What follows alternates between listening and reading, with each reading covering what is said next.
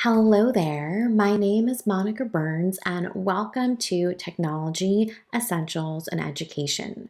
Today's episode is titled AI Ethics in Action Bending the Curve, the AI Curve with Nasser Jones. In today's episode, I'm joined by Nasser Jones, who is the founder of the nonprofit Bending the AI Curve. Nasser is on a mission to ensure that the future of technology is equitable for everyone. And in today's episode, we dive into this critical world of AI ethics and talk a bit about what it means to truly prepare all students for this age of AI. Lots of great tips and strategies and gems in this conversation. Let's get into it. This episode is brought to you by Jotform. Jotform provides an all-in-one solution to streamline administrative tasks, enhance community engagement, and foster innovation. Using their no-code drag-and-drop forms and workflows, your teams can securely collect and store data, automate tasks, and collaborate on team resources. Educational institutions are also eligible for a 30% discount on Jotform Enterprise. Head to their website to learn more. jotform.com/enterprise/education. Welcome to the podcast. I am so excited to chat with you today about a really big and very important topic of AI ethics and what this means for folks inside of education, outside of education. And before we get into all of that together, can you share a bit about your role? What does your day-to-day look like? Yeah, my name is Nasser Jones, and thank you for having me on this podcast, Doc. I really appreciate it. I'm excited about being here, of course, being with a fellow educator. So my day-to-day job is I build custom apps for corporate and nonprofit and educational institutions. And I also run a national nonprofit organization called Bend the AI Curve. Amazing. And those are all things I want to get into in our conversation today. And, you mentioned bending the AI curve, and that's kind of where I want to start with our conversation. Today we're talking about AI ethics, and that term that you use. When you say bending the AI curve, what problem, what issue, right? What are you referring to there? Yeah, so literally 9 months ago, I was out of business. I spent the last 2.5 years telling people, hey, AI is coming for some jobs and maybe replacing some businesses. And I had a full service marketing firm serving educational organizations, college access professionals and such. And, my clients would come to me and say, oh, I just built a new website on Wix. I just built this great brochure on Canva, and great for them, not great, so great for my bank account. And so, been in the AI space since the very beginning, day one, since we launched on OpenAI or ChatGPT, and knew what we had on our hands. And so 9 months ago, I started pivoting into the AI space in a serious way, and started looking at what could I get ahead of? Every time I would get ahead of something, OpenAI or Claude would come up with something, and that little business and such. So about 6 months ago, I read 8 newsletters every single day. I know, total AI nerd, mostly around nonprofits, education, small business. And I started stumbling on this data that was coming out of MIT and Stanford, and hopefully not to nerd out on your audience here, but it started giving me this kind of disturbing trend. And I got ahead of something called vibe coding, which is really using AI to help you build apps. And so I built a whole app store, and I was going to go down the traditional route, build the software, go get it funded, put it on Facebook, run some ads. But the data was starting to show that there's this gap that's happening in the AI space, where for some demographics in the United States, where they've spent $253 billion this year, they're up and to the right. It's exploding. The growth is exponential. But for the groups that you would expect that have always had gaps, you and I in the education space, we've always seen an education gap. We've always seen a wealth gap. We have always seen disparities in groups, but now we're starting to see that with AI. And so for many groups who are going up and to the right, for other demographics such as, schools, rural communities, indigenous, veterans, we're starting to see their curve kind of flatlining and in some cases going down.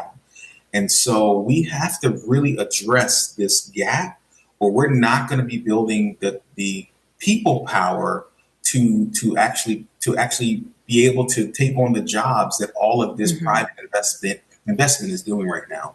Yeah, and that phrase, bending the AI curve, I think is such a great visual for people who are trying to wrap their head around this concept that you are describing here, and many others might have seen in their own work, right, or seen in their own conversations with different people, right, in their lives. So when you hear this term AI ethics, what are the first maybe 2 or 3 ethical questions you want decision makers to ask before they dive into this world of AI, before they adopt a new tool, for their learning communities?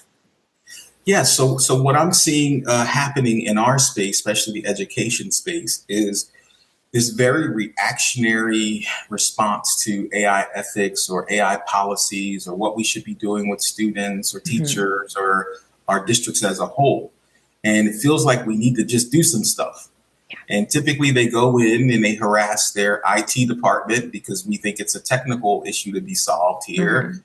And, they're just trying to get up to speed on the implications it means for them. So the first thing that I think about is, am I just being reactionary to what I hear in the marketplace? The second thing I would say that comes to mind is, we really need to be thoughtful as it relates to AI ethics and make sure it applies across the board. Because you can't very well say that students shouldn't be using AI in the classroom, but your teachers and administrators are. So that almost creates an adversarial relationship between teacher and students. I don't want my teachers being AI policemen in the classroom. I don't want that dynamic to be happening. And then the third thing is, I think that there are some ethical concerns. We do need to be thinking about what are the ways in which we can use AI as a tool that, like, I like an AI as a tool like Thor's hammer. It can cause a lot of damage, but there's far more good that can come from it versus the bad. So this is nothing that we need to be concerned about. We just need to be thoughtful in our approach and not be reactionary, and more strategic and more proactive, and really invite more constituents into the conversation. So if your board members aren't in the conversation, if your administrators aren't in the conversation, along with your teachers, your parents, the extended community, then I think you may be approaching it. And it does not necessarily have to happen at the level that an AI, what I call AI nerd like me, has to happen. You need the skeptics at the table. I'm an AI skeptic, and I'm also an enthusiast. And there's people all along the continuum, and they're all worthy to have the conversation. I'm so glad you said that, because I think, in a lot of my work, I encourage people to hold what I call a healthy hesitation, right? And that's valuable, right? It's important, right? We should have this all the time when we're interacting with something that's new, right? Doesn't mean that we're a hard no, or that we're ignoring some of the things, that might feel like red flags or worthy of a little bit of a pause. And what you mentioned about that intention, right? The ability to be proactive, right? When you can, right? To come out in front of something, to be transparent, right? In your conversations, like that teacher-student example that you shared. These are all different layers that schools, leaders, classroom educators, right? All members of our school community can keep in mind, right? As they are deciding what's right for them. So, as we think about AI ethics and we think about the decisions that people are making, where do you see bias show up most often in these AI products that people may come across? Is it the data, the model, the user experience, the way the results get used? What kind of things are you seeing in the field? Yeah, and some of it, if I could take a step back, some of it is really kind of the data that we start with, right? And so you've been in education for many, many years, just like I have. And we've seen this bias show up in many different ways, how students are disciplined, what courses are recommended to some students versus other students, and Mm-hmm. where students get placed in the building versus other students. So we've seen this happen. But if your data is biased from the beginning, then it's going to be flawed in how you use it. But the beautiful part about AI today is that you can actually use the AI to help you analyze, is my data biased? And what are some of the ways in which this bias might show up in how I implement curriculum, or how I Mm-hmm. approach discipline, or how I might approach my hiring practices, right? So you can use AI to get through that data so much more quickly, help you develop a plan, and then go about executing that plan. And even if you're kind of failing forward, the AI is good enough to adjust. So we're moving past the day where we're just using what I call the call and response. So I'll use Mm-hmm. a song that we all know where you would see Heidi, Heidi, Heidi, ho, Heidi, Heidi. Like, that's like how we use AI now, right? We put out a call, it gives us a response. And if that call that you put out is not informed, you're going to get an uninformed response. Mm-hmm. And we really need to be thinking about agentic ways of thinking about how we approach AI. The same way that we're moving into an agentic way that the AI is now approaching solving problems. But if you don't approach it with that mindset, meaning that you're trying to solve this problem from multiple ways, then you don't even know what input to give it to help you get the response out of it. Meaning now, today, you could literally have your AI set to be flagging things in real time. So if you're in a classroom and you're a teacher and you have an agentic system set up, or you have it set up across your district, when a student is starting to have problems with discipline, which we know that discipline problems lead to academic problems, Mm-hmm. instead of a whole semester going by, now we can flag that in the first 2 weeks of school and begin to provide interventions for the student, but also maybe the teacher just needs some coaching. So now the administrator can now get that data in real time and begin to come up with some solutions. But not only for the administrator, like the administrator may not be, they're consumed with discipline and leading a school and Mm-hmm. meetings, all the things that come with that. But maybe the AI can actually give you some suggestions that you're not even thinking about. So it helps everyone in the whole process. But if you start with flawed data, or you start with a flawed approach, and it's not flawed as in like you're doing anything wrong, it's just the technology is so new. And the other issue that we're creating right now, Doc, is we're creating a reverse problem. So the AI is supposed to help us work more efficiently, more optimized, right? All the things that are Mm-hmm. supposed to be saving us time, energy, and effort. But when you go to your technical team and say, help us with a solution, they're scrambling to find anything that can help, because they're just trying to push push out whatever they can. So now you have a school district where you've got like 5 different AI solutions. What does that mean? What are the implications? Now the teacher now has to go learn 5 new tools, Yeah. and we're doing something we call fragmentation. And so that's the challenge that I think school districts are having now. And there's more fragmentation than anything. The truth is you should only be really using 2 tools. Whatever large language model that you want to use, if you want to use Gemini in your Google School, I think, Mm-hmm. or OpenAI or ChatGPT, which is great, or Claude, whatever that is. And then maybe another thing like Magic School might be helpful as well.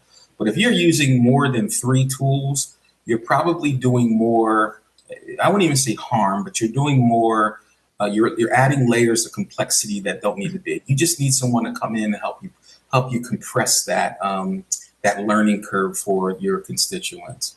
I think that's a great reminder for someone who is making decisions on what do we want to invest our time in, our energy in, right? It's not just the dollars. Say if you're investing in a bunch of different tools, you have to factor in, right, the time to learn, to understand, to be able to switch from one to another, right? And if you have, just a couple things, it's a very different experience than if you're feeling overwhelmed, with a dozen things to choose from. 100%. And we're trauma informed educators, right? Like Hmm. most of us are trauma informed. But the people that we don't talk about that have been traumatized for the last 25 years are our teachers, right? No child left behind. Then it became core standards, and then this thing and that thing, and it's like whiplash. And every, 2 or 3 years, something gets repackaged, sat on the teacher's lap, figure this out. Now we've added more layers to your work that gets you further away from what you signed up for. And then it stops becoming fun. And so that's what I'm seeing now in the marketplace, especially in schools when I go in the districts, is the teachers are just overwhelmed. And now here's this crazy new thing that I don't know anything about. I'm trying to hold it together. I have kids that are struggling. And now this new thing is being laid on my lap. And so we've traumatized the generation of teachers the last 20 years. And I want to work to help solve that. Yeah, and I know that's a big part of, when I'm talking to educators about, it's not necessarily adding something to your plate, right? You might have, a few things that you're tackling now with this new tool, right? That will eventually, right, help take some other things, right, off your plate. A quick note from the presenter of today's episode, Jotform. Jotform lets you build a form in minutes. Student survey forms, homework submission forms, online quizzes, and so much more. You can start from scratch, or if you want to get a head start, check out their collection of free form templates designed with teachers, schools, and districts in mind. Learn more about Jotform and how educational institutions can get 30% discount on Jotform Enterprise. Head to their website to learn more. Jotform.com/enterprise/education. Now, you alluded to the number of tools, right, that someone might have access to, but what are the biggest barriers you see, and that might be on the list here, to meaningful AI participation? Is it device access, connectivity, language barriers, trust, time, or something else that you would see as one of the biggest barriers to a meaningful, intentional participation, right, in using AI tools and strategies? Yeah. So one of the things I talk to schools and businesses and nonprofits about is like Slack. What is the slack in your organization that is preventing you from moving forward? Organizations don't drift towards simplicity. We typically drift toward complexity, right? So, oftentimes it is just your policies that are preventing you from even taking on a tool that could be seriously helpful. So I'll give you an example. So one of the biggest hesitations, now everyone's wanting to embrace AI or at least go into these waters. But 6 months ago, that wasn't the conversation. There were all of these conversations about privacy and do we want to give our information to OpenAI and Claude and these other systems, right? And so that to me is one of the biggest challenges is wading through your policies and figuring out how to approach it. So that's one layer, like that has to be rethought, like from the ground up. And that's going to take some serious conversation amongst the board. And normally when you create these policies, there's been a challenge or an issue, then you add a policy and we never go back to revisit to say, is this policy even working anymore? So that's one just serious impediment. The other impediments look like practical things. It's like, how do we approach our curriculum design? How do we approach our discipline policy, and how can we use AI as a tool to help compress these natural roadblocks in creating a path to optimization with this tool? And I think that, as someone who, again, right, working with schools, talking to lots of folks like yourself, you are seeing, right, some of the things that people are pushing back, or you're seeing some of the decisions that people are making about what they're comfortable bringing into a school community or bringing to their stakeholders. And I'm curious about some of the student interactions too, so kind of shifting from the decision making and what a teacher might do to what it looks like when you're having conversations or helping educators facilitate conversation with students.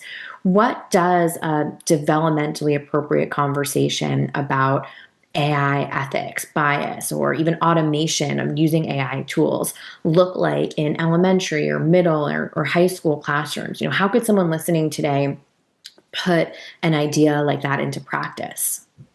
Yeah, so with this day and age of like vibe coding and creating apps, like if you're a teacher, you should be thinking about creating apps that can help your students work more efficiently. But let me start with the student and teacher conversation, Yeah. right? So we know that our students are using AI. Why do we know this? Because you're using AI, right? So we know that they're using it. The question becomes, what's an appropriate use? And what's an ethical use that you might use AI for, right? Are you just using it to get the quickest result that you can get, right? And so what I would be saying in my classroom is like helping students, and it takes a little bit of time for you to get up to speed too. So if you're a skeptic or, no is just no, right? Right. We're especially seeing this we're seeing this with students in English and writing, right? English teachers are probably the biggest like resistors to AI, not necessarily because they're just obstinate. It's because they want students to still maintain their voice in their writing. And they recognize that just like cursive and some of the other, things that have kind of gone by the wayside, that there could be a likelihood that there's not a need for, more introspection in their writing. So I would be adding layers to the conversation with my students. So great, if you generated this with AI, do a video about your response or your prompt that I gave you. So now I can hear where you're coming from. So what I'm actually now working on is actually some AI technology for districts that can help students better maintain their voice. And what we do is we kind of walk them through waypoints, right? Like remember the old Oregon Trail, how you had to go through the different waypoints? And so we start off with like, what was the prompt about? And then it asks you a bunch of questions. But even before we get into that, I always like to try to use a little SEL as well. Like I want to know like where you are today, where you're coming from, how are you feeling today? So we start there. And that kind of gives that foundation of like, all right, the student's going to write differently if they're coming from a troubled environment or if they came from a family that everything's kind of going and is copacetic.